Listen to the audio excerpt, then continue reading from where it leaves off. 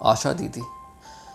यूँ तो आशा दीदी महज एक नाम सा महसूस होता है, पर वास्तव में आशा दीदी महज एक नाम नहीं है, बल्कि देश में सरकारी स्वास्थ्य विभाग, स्वास्थ्य प्रणाली का एक अहम चेहरा और एक सबसे सुदृढ़ एवं मजबूत सिपाही है आशा दीदी। आशा दीदी यानी कि मान्यता प्राप्त सामाजिक स्वास्थ्य कार्यकर्ता।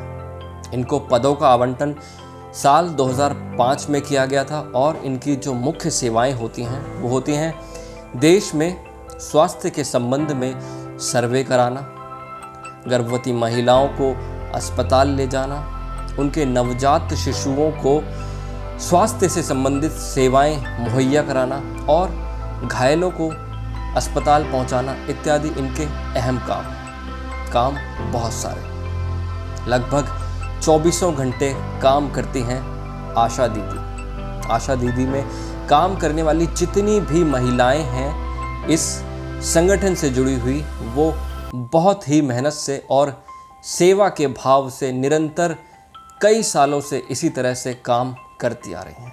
और इसके बदले जो उन्हें मेहनताना दिया जाता है, जो उन्हें मानदेय दिया जाता है, वो है महज कुछ चंद हजार रुपए। केंद्र सरकार की ओर से इन्हें हर महीने 2100 रुपये का मानदेय दिया जाता है और राज्य सरकार जो इन्हें मानदेय देती है वो सभी राज्यों में अलग अलग है। कहीं 3000 मिलता है, कहीं 2500 मिलता है, कहीं 4000, कहीं 6000 तो कहीं 7000। लेकिन अमूमन देखा जाता है कि जितने भी ज़्यादातर राज्य हैं वहाँ पर तकरीबन 2000 रुपये इन्हें मानदेय के तौर पर हर महीने दिए जाते हैं। इसके साथ ही सरकारी अस्पताल में गर्भवती महिलाओं की डिलीवरी कराने पर इन्हें कमीशन भी दिया जाता है। अब आशा बहनें चर्चा का विषय है। क्यों? क्योंकि इन्होंने कुछ मांग रखते हुए 7 से 9 अगस्त तक, यानी कि 7 अगस्त से 9 अगस्त 2020 तक एक हड़ताल का आयोजन किया। हड़ताल क्यों? आखिर क्या ज़रूरत है हड़ताल की?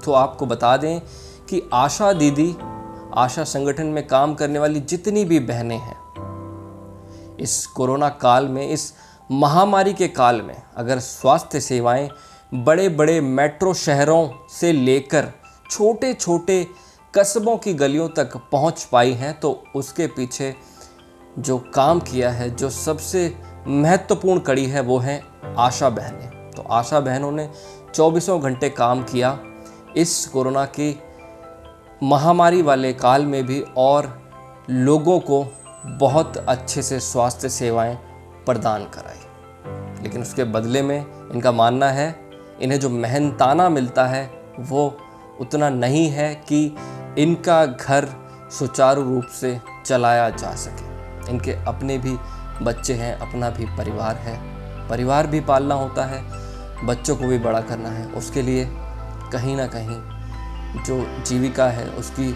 ज़रूरत होती है और जो आजीविका है उसे चलाने के लिए जिस प्रकार के पैसे की, जिस प्रकार के मानदेय की आवश्यकता इन्हें है, उस प्रकार का मानदेय इन्हें कहीं ना कहीं नहीं मिल रहा।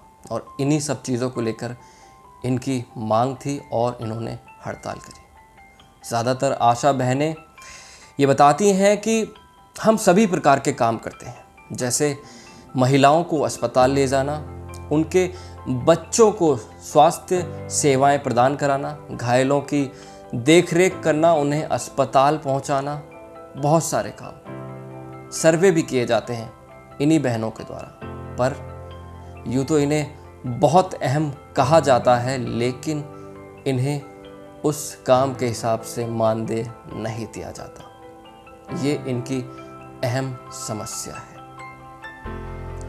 यूँ तो कई बार इन्होंने अपनी मांगों को लेकर आवाज़ उठाई है, कई बार दिल्ली के चक्कर भी लगे हैं, लेकिन इस बार मामला थोड़ा जटिल था, थोड़ा अलग था। क्योंकि कोरोना जैसी महामारी के इस भयानक काल में अगर आशा बहनों को अपनी मांगों के लिए, अपनी आजीविका के लिए इस प्रकार की हड़ताल करनी पड़ रही है इन दिनों में, तो कहीं ना कहीं इस तरीके की हड़ताल, इस तरीके की मांगें सभी तरीके की सरकारें, जो भी राज्य सरकारें हैं, जो भी केंद्र सरकार है, उस पर सवालिया चिन्ह लगा देता है आशा बहनों की आजीविका और इनके मानदेय के मांगों को लेकर।